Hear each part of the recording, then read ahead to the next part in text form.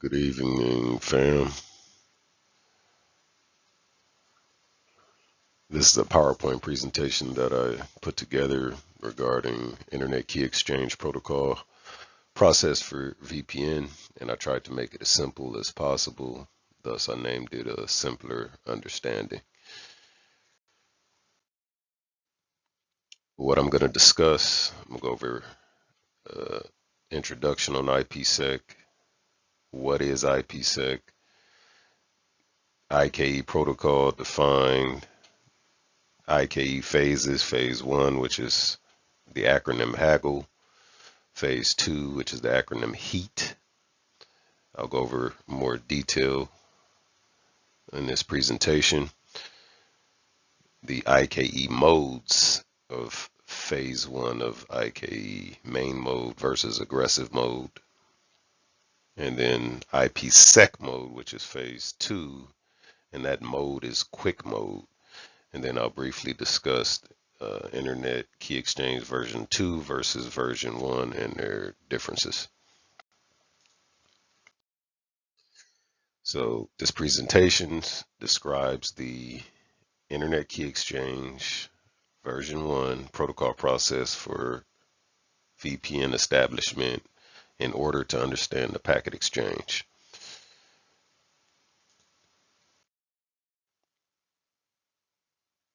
So if you look at the title of this slide, IPsec, the name says it all. Internet Protocol Security is for the protection of data. Look at the security lock. It says nobody talks to IP layer unless they get through me first. It's encapsulation and encryption at its finest. Here are two types of VPN. You got the remote access VPN and site to site, which is basically host to site and site to site.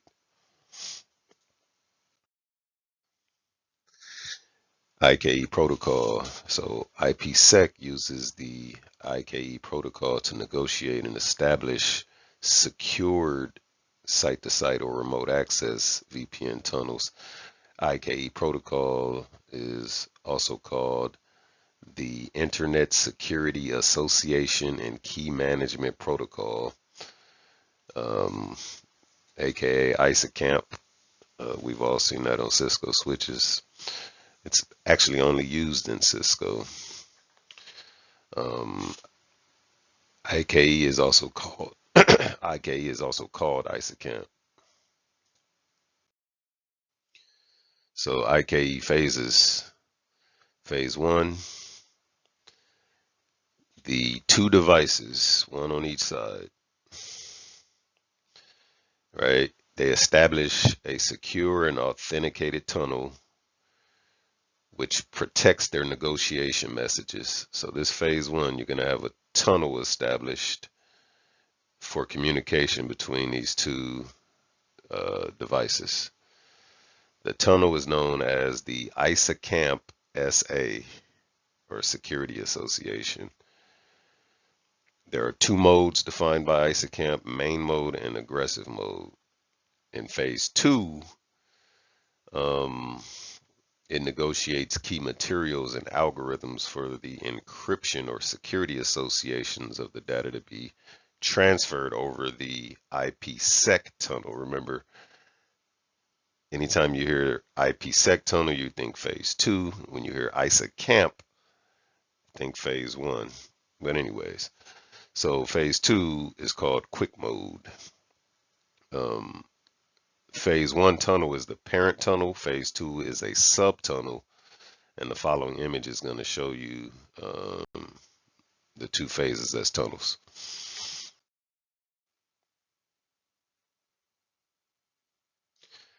So phase one, which you can see, that's the ISACAMP tunnel. It protects the control plane VPN traffic between the two gateways.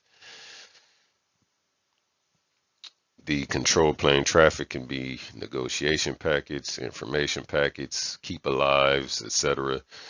Um, IKE negotiation uses the uh, ports UDP 500 and UDP 4500 to establish the secure channel. Phase 2 IPsec tunnel protects the data plane traffic that passes through the VPN between the two gateways. The algorithms used to protect the data are configured in phase 2 and are independent of those specified in phase 1. The protocol used to encapsulate and encrypt the packets is encapsulation security payload, or ESP. Excuse me. Negotiations between the peers again are via UDP 500 or UDP 4500. So a simple way to break this down is the control plane is everything involved with establishing policy and enforcing policy. The data plane is everything involved with carrying out that policy.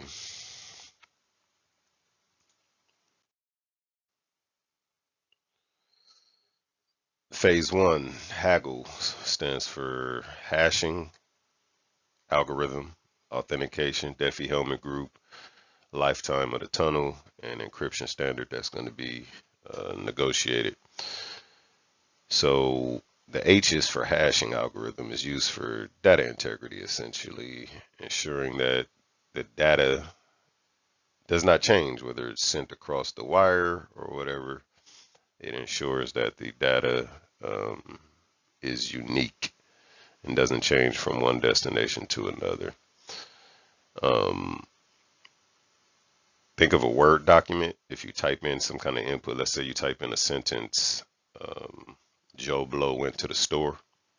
You add a hash function to it, and the output is going to be a hash value.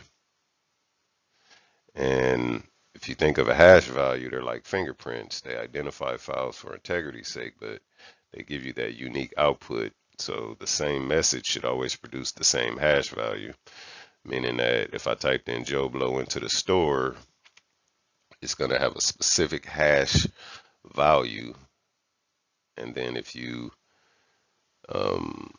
take that hash value, reverse it, you should be able to get that same input, which was Joe Blow into the store. All right. Two types of hashing algorithms are SHA or MD5, or should I say security hashing algorithm or message digest 5. MD5 has a 128-bit hash value and is faster than SHA but weaker security, whereas SHA-1 has a 160-bit hash value and is slower than MD5, but provides more balanced security. So SHA is a relatively complex algorithm and provides better security than MD5. The A is authentication. And you basically want to make sure that your device or any other device is who they say they are. So that's done by using a pre-shared key or a digital certificate. Either is fine as long as both devices agree on the method used to communicate. So if you're not familiar with a digital certificate, it's like a driver's license that's used for identification purposes. It's an electronic file that's tied to a cryptographic key pair and authenticates the identity of a website, individual, organization, user, device, or server. It's also known as a public key certificate or identity certificate. Pre-shared key is like me asking someone for, like I'm a soldier at a gate and I'm asking someone for the challenge password. And unless they were told by someone else, they would never guess it and never get into the gate. G is group, but it stands for Diffie-Hellman group. Refers to the two gentlemen who wrote the protocol. It uses generated secret keys, which are private, to use with each other to encrypt and decrypt data sent over a public wire. L is for the lifetime of the tunnels, basically how long should the tunnel stand up Default on a Cisco router, site to site is 1 day, so it can be anywhere from 60 seconds to 24 hours. All right. E is encryption, which is the type of encryption algorithm do we want to use. Just to name a few, we have AES, triple DES, AES 256, and this will determine the time it takes to crack the encryption. So AES stands for Advanced Encryption Standard. It's a newer and more efficient algorithm than triple DES, which stands for Triple Data Encryption Standard. AES can use different key lengths such as 128, 192, or 256 bit. DES uses 56 bit and triple DES uses 356 bit keys, thus the name.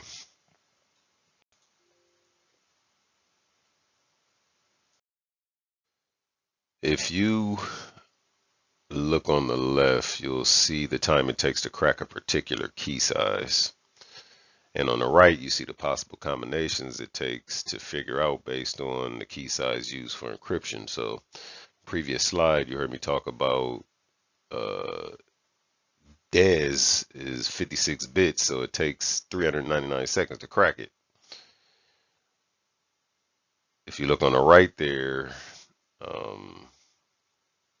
it tells you the possible combinations. So 56-bit DES, you see that mathematical equation there, and then you look down the very bottom, 256-bit advanced encryption standard, and you just see it just takes much longer as you go down the key size. As the key size gets bigger, it just takes longer to crack.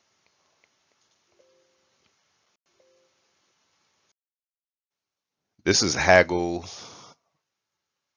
on an actual Cisco router CLI. So first thing you do is you create your ISACamp policy, remember, which is phase 1, and choose any arbitrary number for the policy. In this example, that arbitrary number was 100. And then to the left, you can see Haggle. I wrote it out where you see A, E, G, H, L in red. All right, you can see that A is authentication, the E is encryption, the G is for the group, the Diffie-Hellman group, the H is for the hashing algorithm, and then the L is for the lifetime.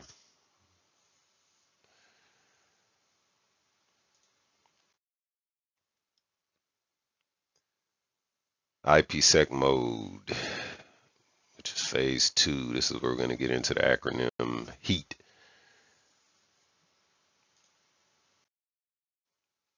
HEAT, H-E-E-T. Remember it just by saying phase 2 of Internet Key Exchange is turn up the heat. All right, just remember, turn up the heat. So the H is for the hashing algorithm, the E is for encryption, the other E is for encapsulation, and the T is the tunnel mode that will be used. So back to H, which is the hashed, obviously we discussed before, that's used for data integrity. 2 types are SHA or MD5. Encryption, again, you have AES, triple DES, AES 256. All right.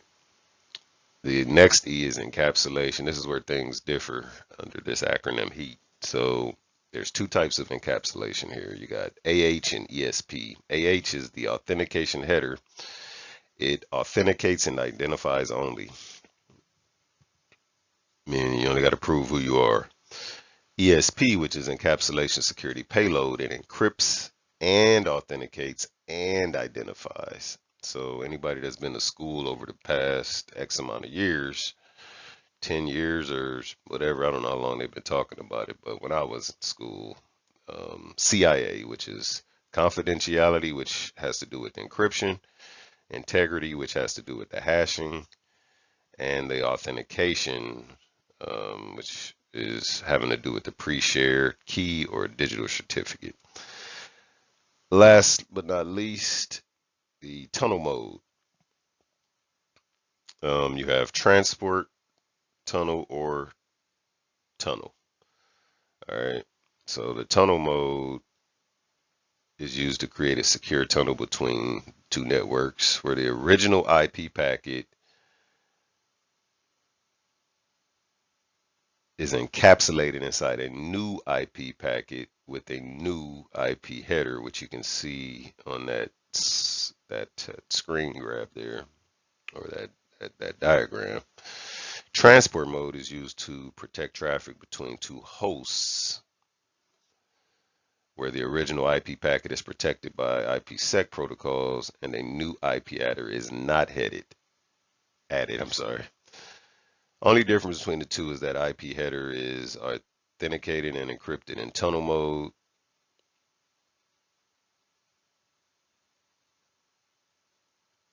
where it is not encrypted or authenticated in transport mode.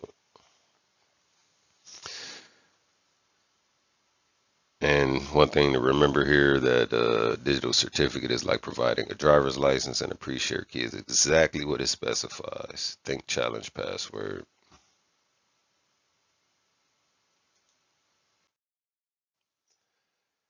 Tunnel mode continued. Transport mode is used to protect traffic between two hosts. You can see at the bottom of this diagram here. Okay. Tunnel mode is used to create a secure tunnel between two networks. Okay. So transport mode between two hosts, which you can see in red there, and then in green, tunnel mode is used to create a secure tunnel between two networks. Phase 2 continued.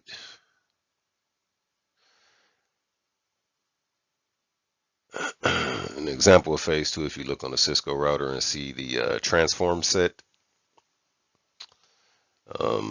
here on the left you see EEHT, but just remember heat.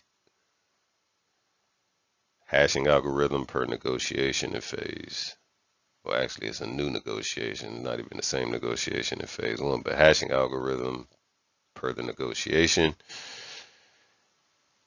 In phase 2, encryption algorithm per negotiation in phase 2, and encapsulation using either authentication header or encapsulation security payload. And then for tunnel mode, obviously you got transport or tunnel.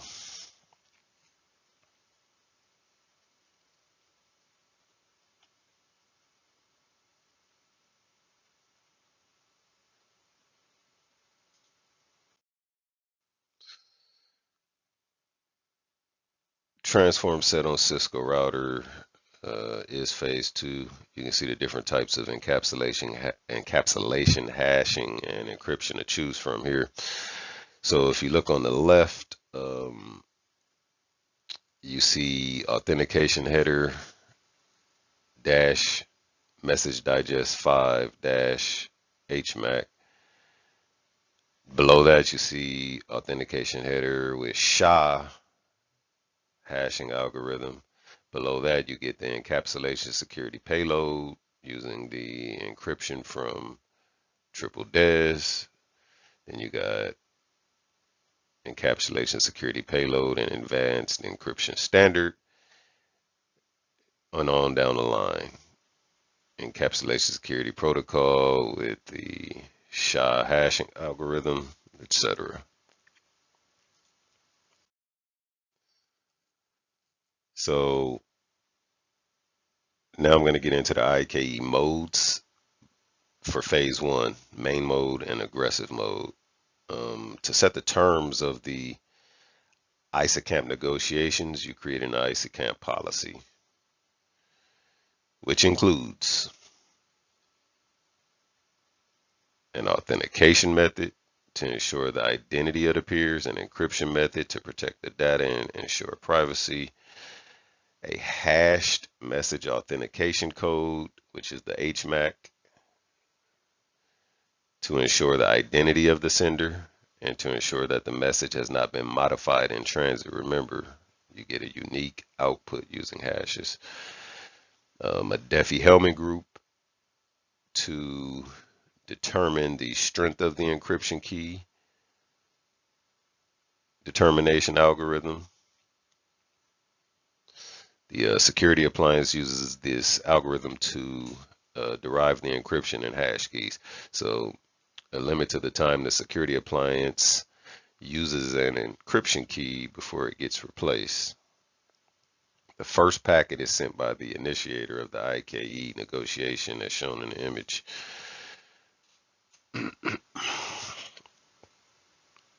An internet key exchange session begins when the initiator sends a proposal to the responder. The first exchange between the two nodes or devices establishes the basic security policy. The initiator proposes the encryption and authentication algorithms to be used. The responder chooses the appropriate proposal. We'll assume a proposal is chosen and sends it to the initiator. The next exchange passes Diffie-Hellman public keys and other data.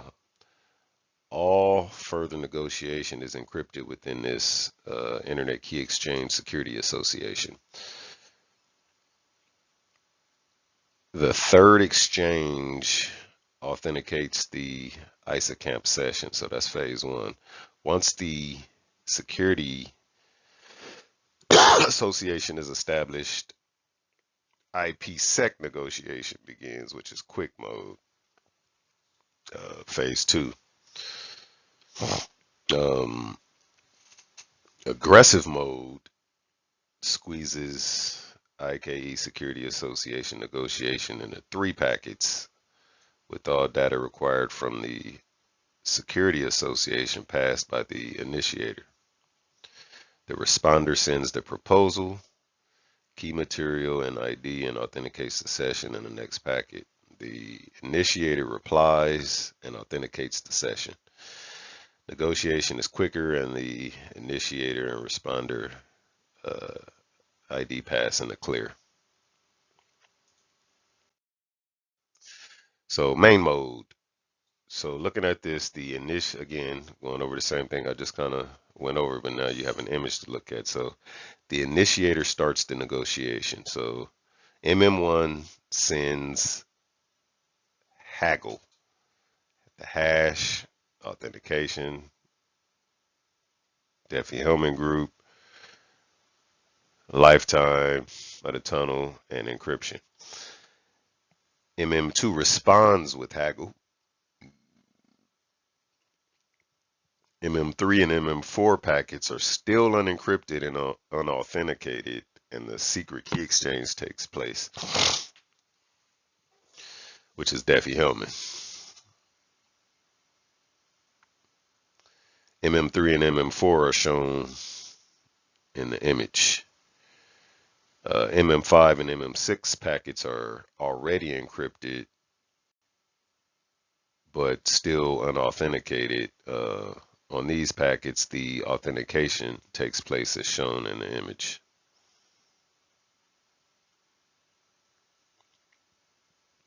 Basically, phase one complete, encrypted, and authenticated. Aggressive mode, same as main mode, but the Diffie-Hellman key exchange is merged into the negotiation of the crypto settings. And I mean, just visually, you can see the difference between what main mode was versus what aggressive mode is. And then here is a visual difference between the two phase one modes, main mode versus aggressive mode. So compared to the main mode, aggressive mode comes down to 3 packages. AM1 absorbs MM1 and MM3, AM2 absorbs MM2, MM4, and part of the MM6. This is where the vulnerability of aggressive mode comes from. The AM2 makes up the IDR and authentication unencrypted. Unlike the main mode, this information is encrypted. So AM3 provides the IDI and authentication. Those values are encrypted.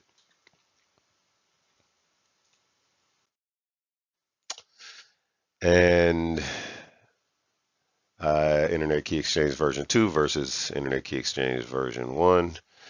In the IKE version 2 negotiation, fewer messages are exchanged to establish a tunnel. Internet Key Exchange version 2 uses 4 messages. Internet Key Exchange version 1 uses either 6 messages in the main mode or 3 messages in aggressive mode, as you saw on the previous slide. The Internet Key Exchange version 2 message types are defined as request and response pairs. The image shows the packets comparison and payload content of IKE version 2 versus IKE version 1.